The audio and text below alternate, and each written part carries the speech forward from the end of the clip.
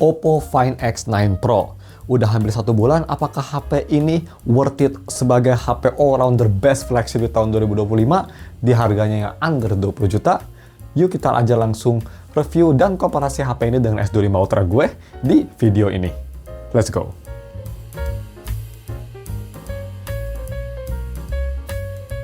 Halo guys, nama gue Stefan dari StefTech dan kita bakal review flagship lagi, tapi ini lebih menarik dari sebelum-sebelumnya, yaitu si Oppo Find X9 Pro.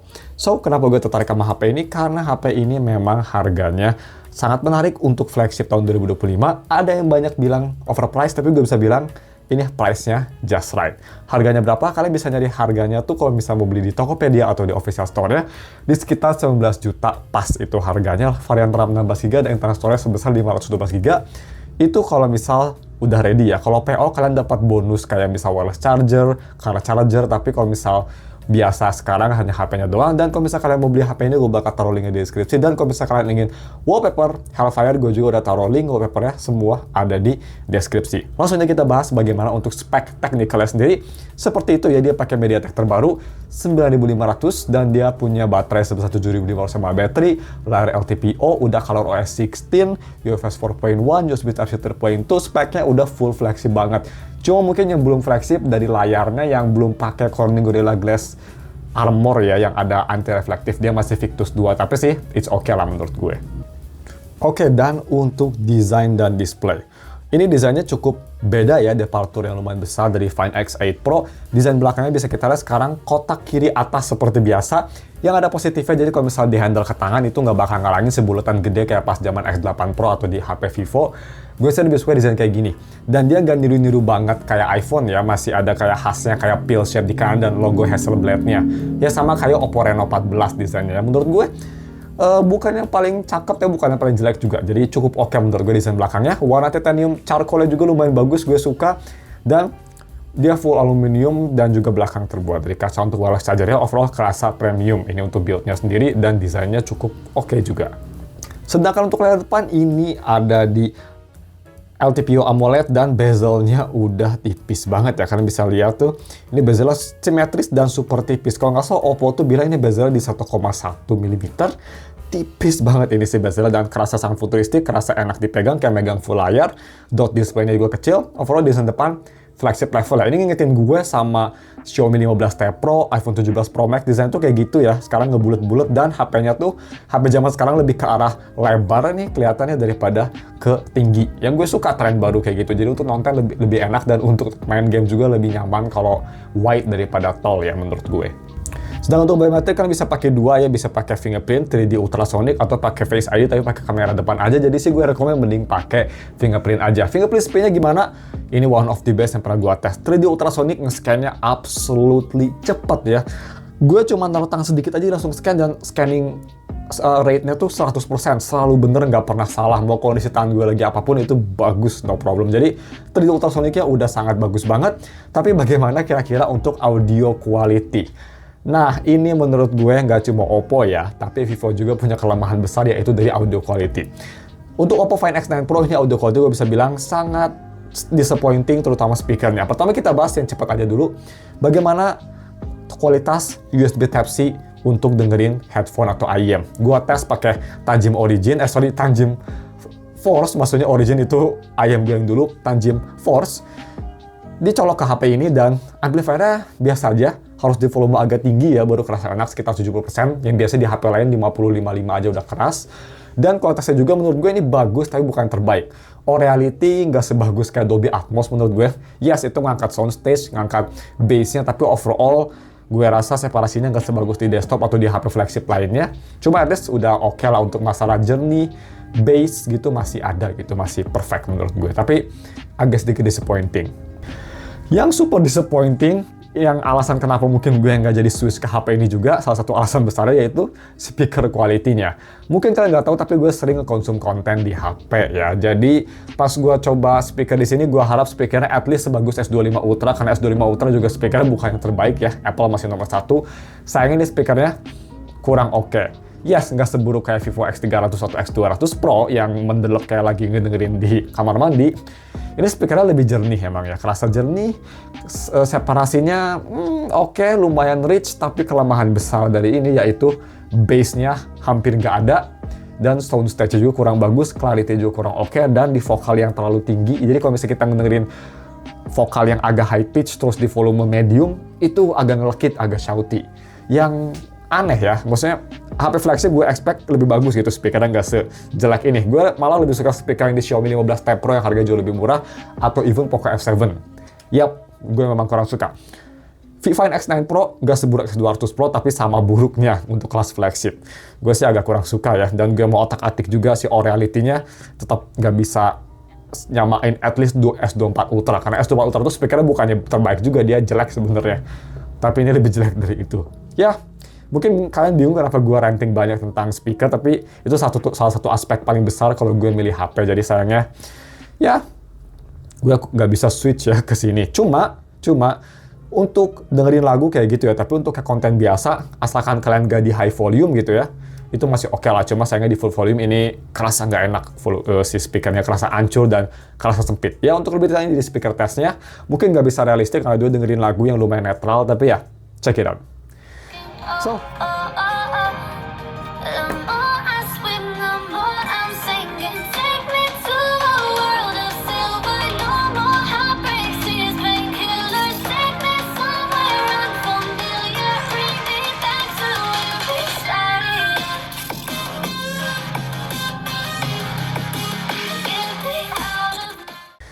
So, seperti itu untuk speaker sendiri.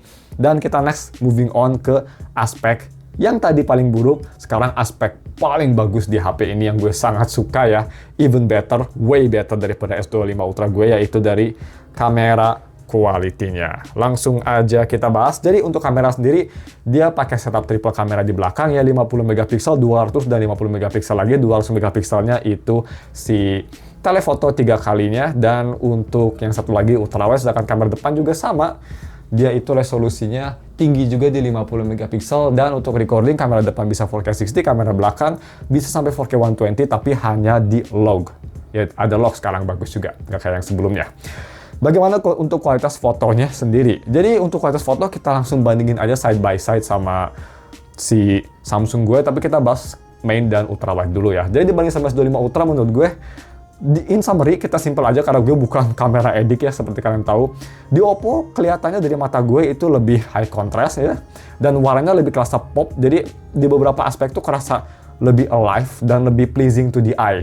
Lumayan natural juga ya, warnanya gue suka, tapi overall lebih kerasa oke aja dan lebih kerasa sinematik gambarnya.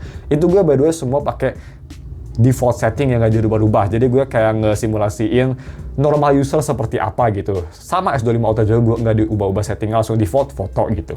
Dan untuk telefoto, bisa kita lihat telefoto sih, ini kalau misal di siang hari ya, kita bahas siang hari, kayak dua-duanya oke ya. Jadi S25 Ultra bagus, kadang-kadang Find X9 bagus, kadang-kadang S25 Ultra bagus, saling bertolak, saling perang-perang gitu. Tapi overall gue tetap suka di Find X9 Pro. Gue rasa teksnya kerasa lebih clear, kerasa lebih jelas, dan kerasa lebih jernih juga gambarnya, dan capture time-nya kerasa lebih gampang, gak nge-lag kayak di S25 Ultra. Snappy banget kamera sistemnya, that's good. Terus untuk malam hari, ini menurut gue easy Oppo lebih bagus. Main sama ultrawide, nggak beda jauh sama S25 Ultra, tapi slightly better di Oppo Find X9 Pro. Dan kalau misalnya kita mau lihat si telefotonya, Find X9 Pro absolutely win ya. Lebih terang, telefotonya absolutely lebih terang, lebih jelas, lebih bagus juga menurut gue sih. Dan kalau misalnya kita bahas untuk video recording, nah kita bakal bahas video recordingnya day sama night, abis itu kita bahas mikrofonnya sendiri bagaimana. Jadi dibandingin juga ya untuk si foto day-nya juga, dan kita sekarang bandingin untuk video day-nya juga gimana. Jadi kita bandingin Oppo sama Samsung juga sama. Daylight, gue bisa bilang sih mereka berdua neck and neck ya videonya, cuma untuk daylight gue lebih suka video yang di S25 Ultra. Kerasa lebih smooth dan warnanya gue lebih suka, lebih pleasing to the eye, lebih kerasa sinematik di S25 Ultra untuk video, jadi ceritanya beda ya. Daylight gue lebih suka di S25 Ultra, dan dalam pencahayaan bagus pun telefotonya S25 Ultra masih oke gitu. Jadi overall gue masih suka di S25 Ultra. Tapi kalau misal di low light, yaitu gue lagi di basement TSM, Main kamera sama si ultrawide mirip, tapi pas kita switch ke telefoto tuh bisa kita lihat Oppo menang jauh banget. Telefotonya untuk video jauh lebih bagus di Oppo, dan itu gue nggak pakai stage mode. Kalau pakai stage mode lebih bagus lagi ya untuk konsep, tapi ya overall lebih menang Oppo untuk masalah telefoto. Dan untuk low light, walaupun Oppo mungkin kerasa lebih blurry dan jitter kalau gerak dibanding S25 Ultra kalau low light, tapi overall gue tetap prefer Oppo karena telefotonya itu yang jauh lebih jernih dan lebih jelas dan lebih stable juga. Seperti itu untuk videonya. Dan untuk selfie, gue hampir lupa bilang tadi, selfie sendiri bisa kita lihat ya, untuk selfie sih cukup oke HP-nya. Yang gue suka ya, nggak kayak HP-HP Cina lainnya, dia sangat natural, jadi nggak di filter-filter, warnanya akurat, khas Hasselblad, dan capture time-nya cepat, portrait cutout-nya juga bagus. Gue sih nggak ada masalah sama hal tersebut. Jadi kita langsung aja tes bagaimana untuk si video recordingnya ya tadi, di 4K 60 dan 4K 30, biar kalian bisa nilai gimana kualitas mikrofonnya juga. Menurut gue sih mikrofonnya biasa aja, Samsung masih nomor 1 untuk masalah mikrofon ya, iPhone aja kalah. Anyway, check it out. Oke guys, ini video recordingnya pakai resolusi 4K 60 fps. Ini lagi berisik, banyak suara motor, dan kalian bisa nilai gimana kualitasnya, stabilisasinya kalau gue jalan ya. Dan untuk zoom sendiri kita bakal tes ini untuk ultra wide. Kita pindah ke ultra wide, lumayan smooth ya transisinya. Dan kalau misal kita mau ngezoom, kita bisa zoom 6 kali ke mobil ini, dan ini masih jernih banget dan sangat stabil ya. Ini kayak gambar diemnya, stabilisasi periskopnya amazing. Dan kalau misal zoom paling dekat, dia bisa maksimal di 18 kali. Udah mulai kerasa pixelatednya, tapi overall sih masih oke, dan transisinya ini sangat smooth loh. Nice ya. Dan untuk 4K 30 seperti ini, masih smooth juga transisinya. Stabilisasi masih oke. Zoom juga masih bagus ya fokusnya. Maksimum zoom bisa kita lihat ke rodanya. Masih stabil banget. Ya overall sih untuk video ini udah solid banget ya menurut gue. Udah oke banget lah. Gue jalan juga ini masih smooth, so that's good. Kita langsung aja ke gaming performance. Cuma kayaknya ini mikrofonnya biasa aja menurut gue. Anyway, gaming performance. Oke, lumayan oke. Kita sekarang moving on ke salah satu aspek yang bagus juga dari HP ini yang lumayan mind blown, gaming performance-nya. Dia pakai vapor chamber yang besar dan pakai MediaTek Dimensity 9500 yang punya skor baterai di Antutu. Kok baterai sih, skor performance maksud gue di Antutu sekitar 3,2 jutaan ya. Jadi cukup besar, fleksi banget. Lawannya Snapdragon 8 Elite Gen 5, stupid name. Lawannya Snapdragon itu. Dan bagaimana untuk main game. Sebelumnya, again, kalau misalkan kalian mau lihat lebih detail, gue tes Zero Zone Zero, Wuthering Wave, sama Duet Night Abyss ya, 3 game itu. Kalian bisa lihat di channel gue, di Step Test Wibu Game, gue taruh link di deskripsi yang lebih detail lagi di HP ini. Kita sekarang summary aja. Jadi untuk gaming test sendiri, gue tes main game Duet Night Abyss. Itu game yang baru keluar, optimisasinya masih kurang bagus, jadi salah satu game terberat saat ini ya untuk game anime kayak gitu. Dan gue coba di settingan full tekanan extreme setting ya, dan overall gameplay oke, masih ada sedikit stutter, itu gara-gara gamenya aja unoptimized. Tapi untuk kelas flagship ini, HP-nya bisa handle dengan baik. Baterainya cuma turun kayak dikit, mungkin cuma berapa, kayak sekitar 12-11% dalam jangka waktu 20 menit lebih. Itu impresif. Heat manajemennya juga oke, dan overall performance kerasa bagus.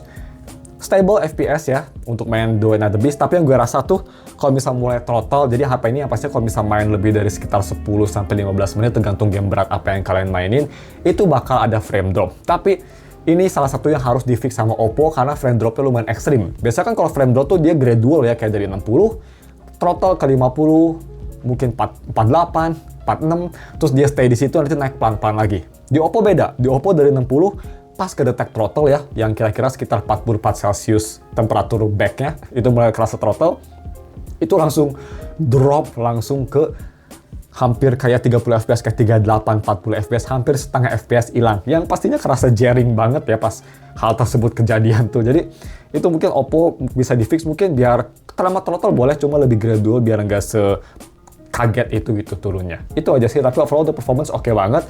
Dan yang nggak kalah oke banget juga buat main game rhythm. Gue biasa selalu skeptikal sama HP Cina, karena HP Cina biasanya kurang oke untuk main game rhythm, karena dulu pas pakai Xiaomi, salah satu HP terburuk untuk main game rhythm.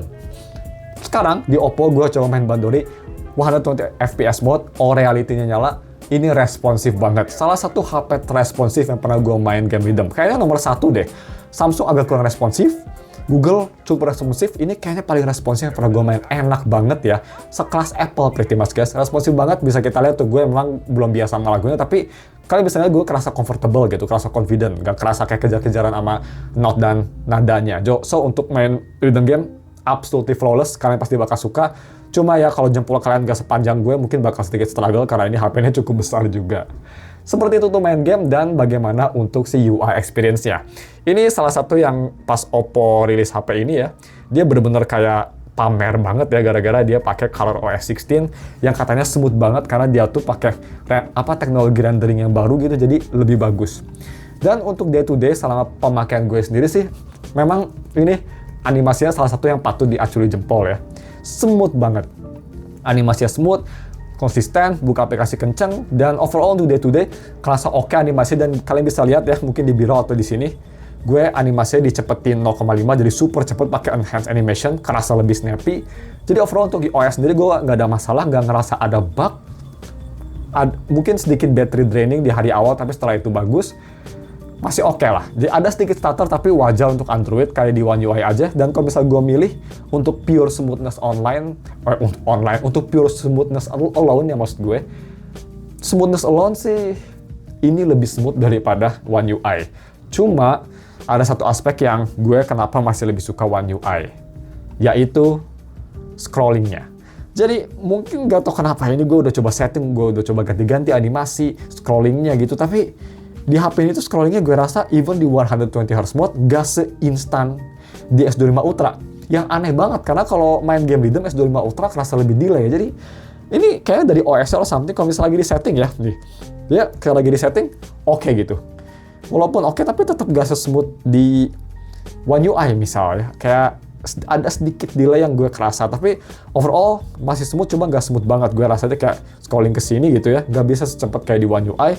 Dan app optimization-nya juga belum sebagus One UI. Kenapa? Misal ya, di beberapa aplikasi, kayak misal di YouTube, nah, ini kerasa delay-nya dia, gue rasa dia nggak ngeluarin 120Hz, mungkin diturun ke 90Hz atau ke 60Hz, nggak tahu kenapa. Dan di aplikasi kayak Music juga, ini 100% nggak 120Hz karena jauh kerasa lebih delay dibanding di Samsung gue. Yes, mungkin kalian bakal mikir, itu cuma hal kecil bang. Tapi gue expect di HP flagship hal kecil kayak gini diperhatikan gitu. Kalau bisa dia bisa lebih konsisten ya, dari satu aplikasi atau satu app ke app lain tuh gitu, sama refresh rate-nya mungkin lebih enak gitu. Gue ngerti kalau di Google Maps, tapi di aplikasi enteng kayak Apple Music aja, kayak YouTube Music aja kayak gitu. Jadi kalau bisa disamain kayak One UI gitu, lebih konsisten untuk masalah refresh rate-nya, jangan gonta-ganti sendiri, itu lebih oke. Dan juga yang gue kurang suka dari UI-nya, kalau misal kita lagi panas HP-nya ya, dia kan bakal throttle nurunin performance. Refresh-nya juga turun, dan gue nggak bisa paksa si refresh rate-nya ke 120Hz. At least gue nggak nemu settingnya ya. Display gue paksa ke high juga, dia tetap paksain ke 60Hz. Jadi kalau habis main game tuh pasti bakal nge-lag dulu selama beberapa menit si OS-nya, si UI-nya maksud gue. Salah satu hal yang di S25 Ultra nggak ada masalah ya, walaupun kalian panas main game di S25 Ultra, balik ke UI tetap di 120Hz gitu. Ya semoga itu bisa di-improve di OS ya, harusnya bisa karena itu lebih ke software issue ya. Tapi overall gue sih masih puas sama ColorOS 16. So, kita langsung aja moving on yang terakhir, bagaimana untuk battery life-nya. Sorry ya guys kalau videonya lama, karena gue banyak hal-hal yang harus disampaikan, karena gue lumayan suka sama HP ini, makanya gue cerewet banget. Biasanya kalau kalian lihat gue cerewet, berarti suka sama HP-nya. Anyway, kita langsung aja ke battery life-nya. 7.500 mAh baterai, dan baterainya ini absolutely insane. Pertama kita bahas charging speed-nya ya. Untuk charging speed, gue coba ngecas waktu itu dari 11% sampai 100%, pakai SuperVOOC itu butuh waktu sekitar 1 jam 20 menitan. Yes, lama, tapi itu wajar banget karena dia pakai baterai yang besar. Terus ketahanan baterainya bagaimana? Kalau bisa dipakai untuk sosial media biasa ya, ngambil foto dikit-dikit gitu ya, sedikit video, ya your regular usage, ini hampir bisa tahan 2 hari tanpa ada masalah. Tapi gue udah tes coba buat main game banyak, pokoknya tes gue tuh bukan sosial media aja, ini tes gue heavy banget ya, kalian bisa lihat sendiri aja. Jadi gue pakai pretty much totalnya 1 hari penuh ya, dan sisa baterai ini kita lihat ada di berapa ini? Ada di 12%, tuh. Kelihatan ya ada di 12%, aduh kameranya nggak mau fokus, sorry. Nah, 12% sisa baterainya, dan gue bisa dapat screen on time di 5,5 jam. Yang kelihatan kecil ya, mungkin bagi kalian kok 7.500 baterainya cuma bisa segitu gitu tahannya. Look at this. Gue main Wuthering Waves sejam, Do Not The Beast setengah jam, Zero Zone Zero setengah jam juga, pakai kamera 20 menit tapi itu mostly video juga ya, 4K 60, main Bandoli juga. Overall, gue juga sering di 4G network ya, karena gue sering dipakai buat keluar juga gitu sambil main game, download update juga di gamenya. Dapat 5 jam setengah dalam kondisi seberat itu sih bagus. Kalau Samsung mungkin hanya bisa 3 jam ya, dan ini masih bisa bertahan sehari. Bisa kelihatan ya di screenshotnya, gue nge-screenshot tuh jam 12 malam. Jadi baterainya sih ini impresif banget ya, tahan banget menurut gue sih. Jadi untuk baterai gue sangat puas, dan ini kalau misal gue bakal balik lagi ke Samsung, salah satu aspek yang bakal gue sangat-sangat rindukan, battery life-nya yang insane banget. Karena S25 Ultra menurut gue sih 5000 mAh baterai udah nggak cukup ya di tahun sekarang gitu. So, baterai seperti itu, absolutely amazing. Dan sebelum kita tutup videonya, kita bahas beberapa konklusi, beberapa kelemahan yang ada di HP ini. Selama gue pakai yang pastinya seperti kalian tahu tadi di speaker, gue paling benci banget speaker di HP ini. Menurut gue agak mengecewakan speakernya. Dan aspek yang kedua yang gue kurang suka, refresh rate-nya masih kadang suka ngaco per app tuh, nggak konsisten. Jadi kerasa jaring ya, gonta-ganti aplikasi. Kadang 90, kadang 120, kadang 60. Kalau lagi throttle dipaksa 60 gitu, nggak bisa free. Itu yang gue agak kurang suka. Dan yang kedua, video recordingnya menurut gue masih nggak sebagus di Samsung atau di Apple. Yes, udah sangat bagus banget, tapi memang masih kalah ya. Even dibanding Vivo menurut gue lebih bagus daripada Samsung. Jadi urutannya mungkin kalau gue mau urutin, Vivo sama Apple mirip-mirip, Samsung kedua, dan Oppo ketiga gitu untuk video. Mungkin bisa diimprove lagi via software update ya Oppo, please. Tapi selain itu nitpick yang kurang, yang biasa aja menurut gue. Itu sangat nitpick kecil ya untuk dua aspek itu, tapi untuk speaker, menurut gue itu big deal banget. Itu alasan kenapa gue nggak jadi HP ini sebagai HP utama juga ya. Sampai saat itu menurut gue konklusinya sih, ini tetap menjadi flagship all-rounder yang bagus. Kenapa? Karena kalau misalnya kita lihat flagship tahun sekarang kayak Vivo, kelemahan dia memang masih di baterainya yang lebih kecil ya, terus dia speakernya lebih jelek dari ini, terus si kamera BAM-nya gede banget gitu ya, tapi dia punya kamera yang bagus, ada plus minusnya. Kalau ini sih all-rounder. Kelemahannya hanya speaker aja menurut gue sih, itu aja. Jadi kalau misalnya kalian lagi nyari flagship under 20 juta yang nge-offer semua komplit banget ya, dan gak apa-apa sama suara speaker yang biasa aja, gak enak banget gitu, ini sih worth it banget. Gue lebih prefer kalau misalkan kalian gak apa-apa sama speakernya, ini lebih worth it daripada HP-HP flagship lainnya menurut gue sih. Yes, kamera nggak sebagus Vivo, tapi gue lebih prefer all-rounder kayak gini. Cuma segitu videonya, ini video udah lama banget, gila, udah hampir 25 menitan. Kita tutup aja. Kalau misalkan ada pertanyaan bisa komen di bawah. Thank you for watching, dan ketemu lagi minggu depan untuk video review lainnya. Goodbye.